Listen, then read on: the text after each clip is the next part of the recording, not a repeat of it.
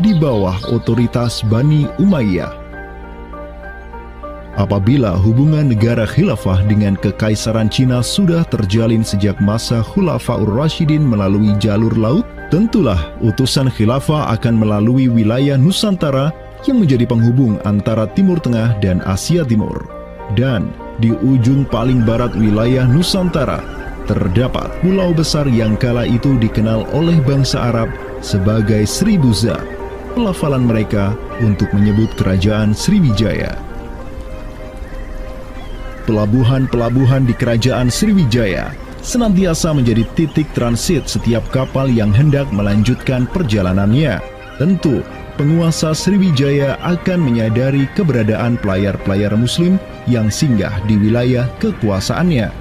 Fakta bahwa kerajaan Maharaja Indravarman di Sriwijaya itu ada komunikasi dengan Daulah Umayyah, mengirim surat 2 kali yang isi suratnya itu dari raja dengan 1000 gajah ya dan sebagainya, yang menunjukkan surat menyurat seabad itu yang menunjukkan ada hubungan kekhilafahan dengan Nusantara. Dan secara historis ya sangat logis ketika itu superpower dunia adalah khilafah.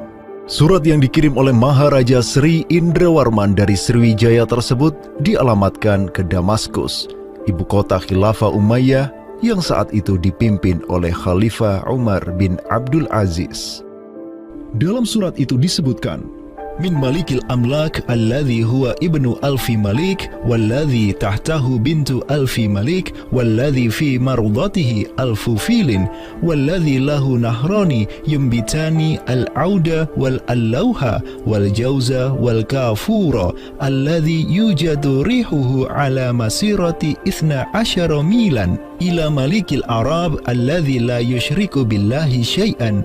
Amma ba'du, fa inni qad ba'athtu ilayka bihadiyatin wa ma hiya bihadiyatin walakinnaha tahiyatun wa ahbabtu an tab'atha ilayya rajulan yu'allimunil islama wa yuwaqqifuni ala hududihi wassalam.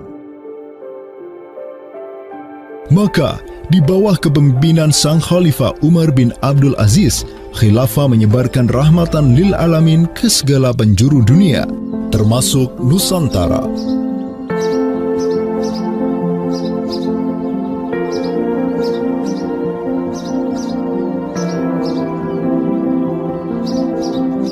Seperti sekarang Amerika atau Eropa kan ada hubungan dengan semua negara karena dominasi politik, ekonomi mereka, budayaan dan sebagainya. Saat itu penguasa dunia atau superpower adalah dunia Islam, institusi politiknya khilafah, maka sangat logis kalau ada relasi dengan berbagai semua negara.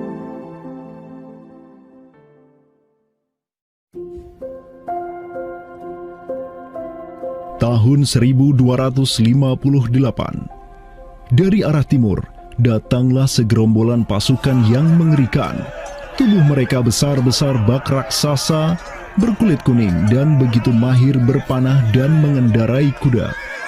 Inilah pasukan Mongol yang datang dari utara Cina. Khalifah Al-Musta'sim itu dibunuh oleh Hulagu Khan, ya, pemimpin tentara Mongol. Kemudian pasca penaklukan Baghdad, itu Baghdad menjadi kota kosong, ya. Penduduknya dibantai, khalifah dibunuh, ya. Kotanya dibakar, perpustakaannya dihancurkan, wah pokoknya kacau sekali lah. Nah, tapi ternyata banyak keluarga Abbasiyah, ya, dinasti Bani Abbasiyah yang dia itu selamat dari pembantaian orang-orang Mongol, dan mereka itu akhirnya berdiaspora, mengungsi, ya. Ada yang berdiaspora, ada yang mengungsi ke Hijaz, ada yang mengungsi ke daerah Najd, ya, ada yang mengungsi ke daerah Mesir. Ada satu keturunan Abbasiyah, Bani Abbasiyah, yang dia itu mengungsi sampai ke Aceh, gitu. Di mana Aceh itu dulu, ya, negara yang berkuasa di sana adalah Samudra Pasai.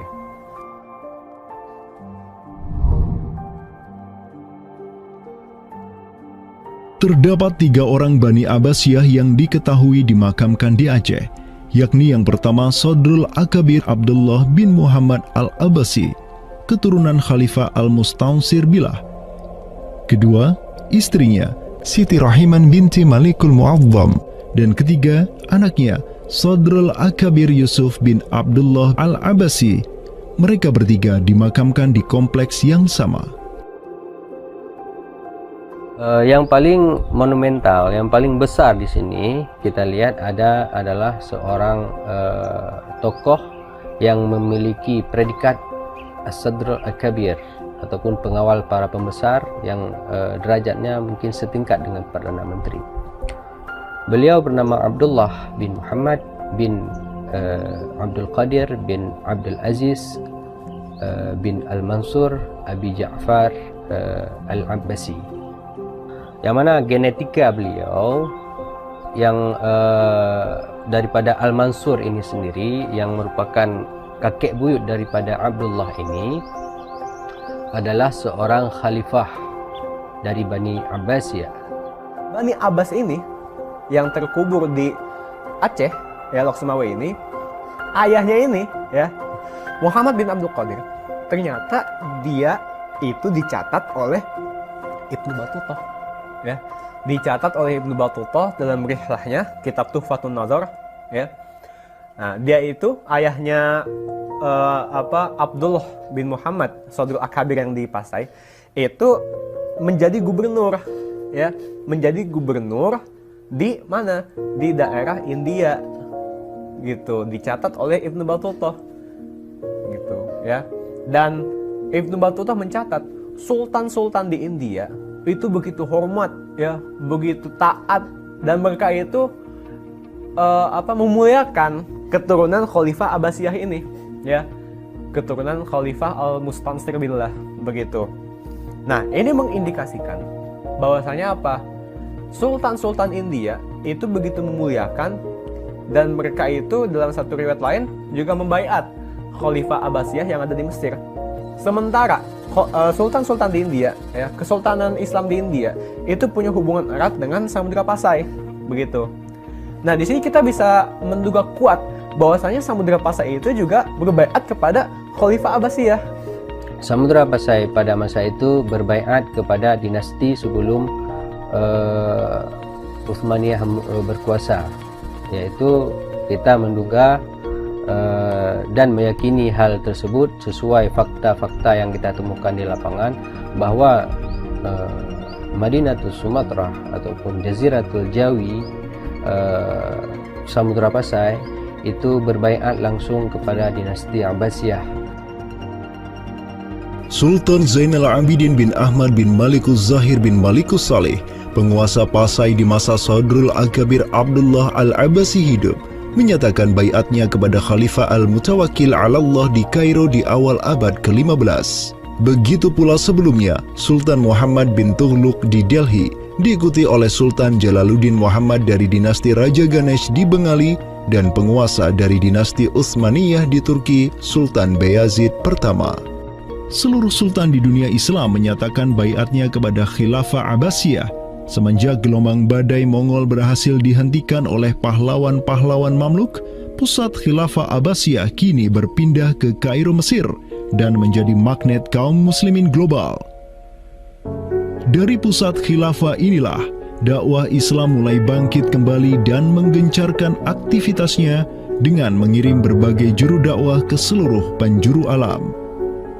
Dengan Samudra Pasai yang mendaulatkan dirinya sebagai Darul Islam yang berbaiat kepada Khalifah, Samudra Pasai mengemban tugas untuk mengubah seluruh Asia Tenggara dari Darul Kufri menjadi Darul Islam.